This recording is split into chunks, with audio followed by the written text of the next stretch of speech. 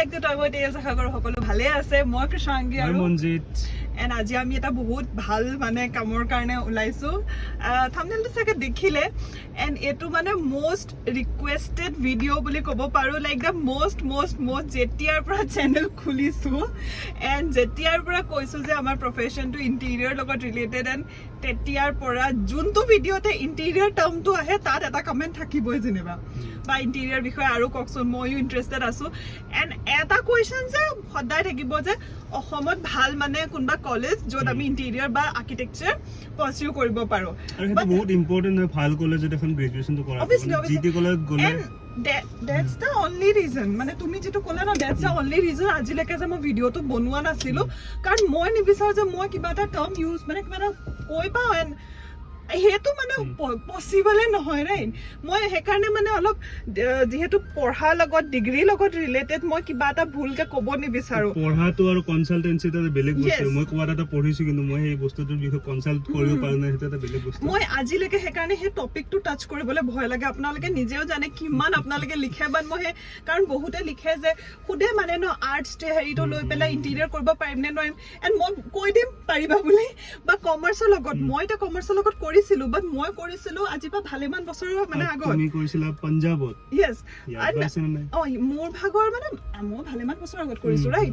চ' সেইকাৰণে মানে অকণমান ভয় লাগি থাকে সেই পইণ্টটোত টাচ কৰিবৰ কাৰণে ন। লাকিলি আমি এনেকুৱা এটা চান্স পাইছোঁ যে গুৱাহাটী কলেজ অফ আৰ্কিটেকচাৰ লাইনত তাত গৈ পেলাই কলেজখন এণ্ড তাৰ ফেকাল্টিৰ লগত কথা পাতি আপোনালোকৰ কুৱেশ্যনছখিনি আনচাৰ দিব। মই সুতে শুকাই গৈছোঁ।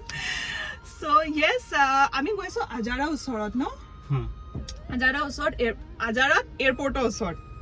ভালকে কলেজখন দেখাম। কলেজখনৰ নাম হৈছে Guwahati college of architecture and design. যোনে প্ৰফেশ্যনটোৰ লগত জুৰিব খুজিছে চাই থাকক।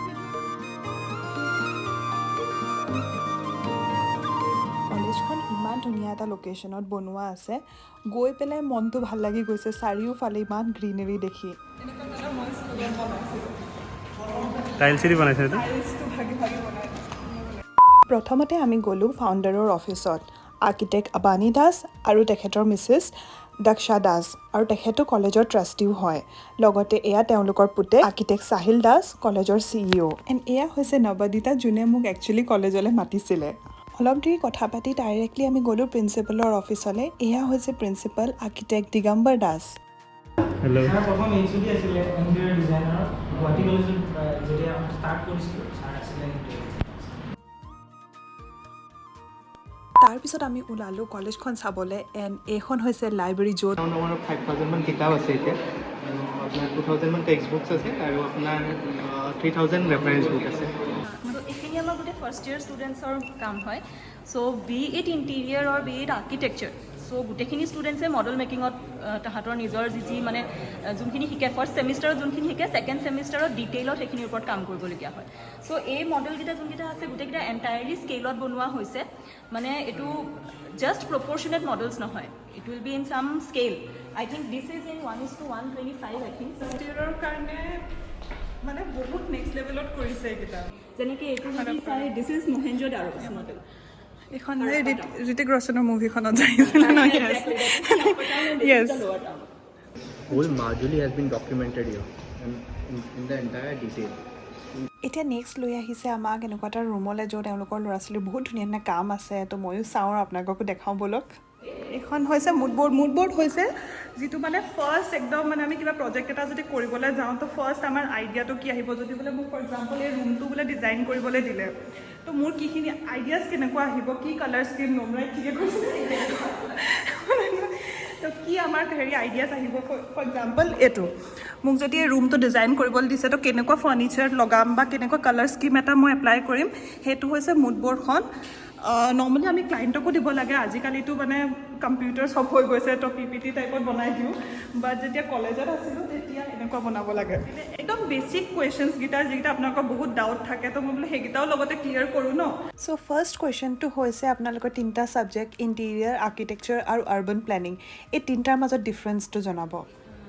ইণ্টেৰিয়ৰ বুলি যদি মই কওঁ, তেতিয়াহ'লে ইণ্টেৰিয়ৰটোৱে অকল আমাৰ ঘৰ এখন বা এডোখৰ স্পেচ বা এডোখৰ জেগাৰ অকল ভিতৰৰ ৱাল চাৰিখনৰ ভিতৰৰ জেগাটোহে আমি অকল কনচিডাৰ কৰোঁ।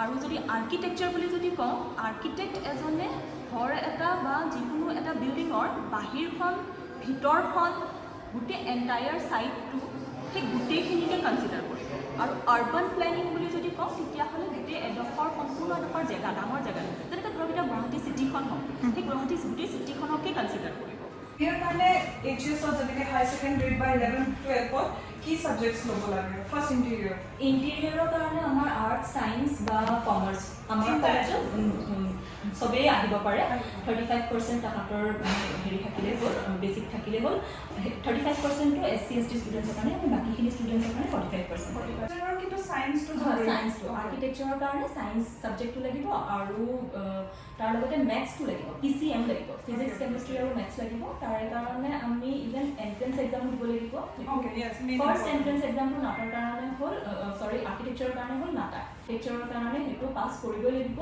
আউট অফ 200 মাৰ্কছ 80 মাৰ্কছ তাহাঁতি স্ক'ৰ কৰিব লাগিব এইটো অল অভাৰ ইণ্ডিয়াত হয় কিন্তু হা এণ্ড তাৰপিছত আৰ্বান প্লেনিঙৰ কাৰণে এনেকুৱা কিবা আছে আৰু লগতে আৰ্কিটেকচাৰ আৰু এটা ছাবজেক্ট আছে আৰু এটা এণ্ট্ৰেঞ্চ এক্সাম আছে সেইটো JEE মেইনছৰ পেপাৰ 2 চ' সেইটো যদি ক্লিয়াৰ কৰে তেতিয়াও তেওঁলোকে তাৰমানে আৰ্কিটেকচাৰত এলিজিবল হৈ যায় আপোনালোকৰ কলেজত কি কি কোৰ্চ প্ৰভাইড কৰে লাইক ইণ্টেৰিয়ৰ আৰু আৰ্কিটেকচাৰৰ কাৰণে সেইটো আপুনি জনাব লাইক ছাবজেক্ট আমাৰ এতিয়া BSc ইন ইণ্টেৰিয়ৰ ডিজাইন আছে 3 years কোৰ্চ হয় BArt আছে that is a 5 years course আৰু মাষ্টাৰ্ছ ইন প্লেনিং আছে urban and regional planning that is a 4 years course বছৰ বোলে এতিয়া বেলেগ এটা কোৰ্চ কৰিলে এতিয়া BCom কৰিলে তাৰপিছত বোলে ইণ্টেৰিয়ৰ আকৌ এক্সপ্ল'ৰ কৰিব খুজিছে আপুনি ভাবেনে আকৌ 3 বছৰ নিজৰ লাইফৰ ইনভেষ্ট কৰাটো ৱৰ্থ হয়নে it is worth because we have such students আমাৰ ইয়াতে এনেকুৱা ষ্টুডেণ্টছো আছে যোনে মানে জব কৰি আছে জব এৰি মানে সৰুৰে পৰা মন আছিলে ইণ্টেৰিয়ৰ ডিজাইন বা ডিজাইনিং লাইনত যাবৰ কাৰণে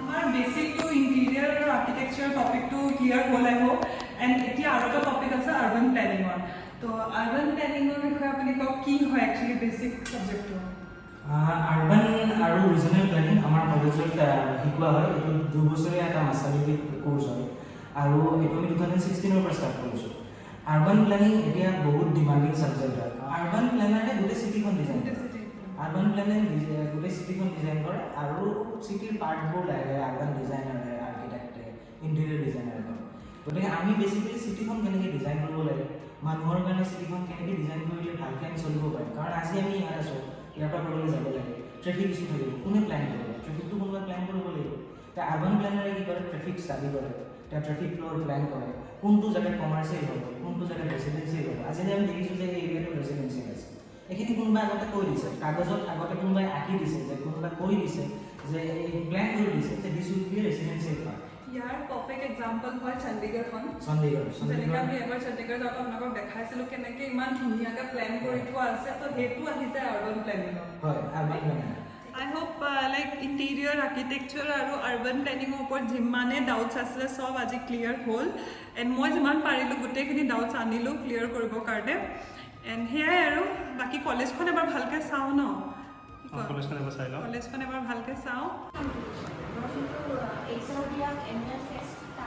কম্পিটিশ্যন হয় গ্ৰুপছ 5, 6, 7 গ্ৰুপছ চব গ্ৰুপকে এটা ছাৰপ্ৰাইজ দিয়া হয় আমাৰ গামোচা আছে ফুল আছে একদম তোমালোক সকলোজনে ইণ্টেৰিয়ৰে ন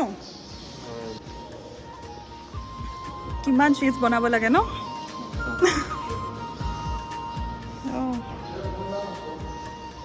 ফাইলছবোৰ কলেজখনৰ সকলো ডিটেইলছ মই তলত ডিছক্ৰিপশ্যনত দিয়া আছে তাৰ ৱেবছাইট দিয়া আছে আপোনালোকে তাত গৈ পেলাই খুলি চাব পাৰে নহ'লে এবাৰ আপোনালোকে গৈ পেলাই ছাবজেক্টটো ছিলেক্ট কৰাৰ আগতে প্লিজ এবাৰ কলেজত গৈ ভালকৈ কথা পাতি ল'ব বাকী এইখিনি ক্লাছৰুম তেওঁলোকৰ computer class normal classroom and লগতে মই তাত আমাৰ টয়ময় টেইলছৰ ভিউৱাৰো লগ পালোঁ বহুত ভাল লাগিলে তোমালোকক লগ পাই এণ্ড এইটো তেওঁলোকে ওপৰত বনাই আছে আৰু এটা ফ্ল'ৰ এণ্ড আপোনালোকৰ কিবা বাছ আমাৰ বাছ ফেচিলিটি আমাৰ পাঞ্জাবাৰীৰ পৰা আমাৰ বাছ আহে 7:30 ৰাতিপুৱা ওলায় 9টা বজাৰ পৰা ক্লাছ ষ্টাৰ্ট হয় তেতিয়া Panjabari starting point Panjabari starting তাৰ বাদে হোষ্টেলছো আছে যদি কোনোবা বাহিৰৰ পৰা ভিউটোতো ক'বই নালাগে বহুত বেছি ধুনীয়া ভিউ আমাৰ অলমষ্ট কেম্পাছ ঘূৰা হৈয়ে গ'ল বাহিৰৰ পৰা এতিয়া দেখাই দিওঁ আৰু লাষ্টত আহিছোঁ আমি কেণ্টিন অলপ পেট পূজাও লাগে ন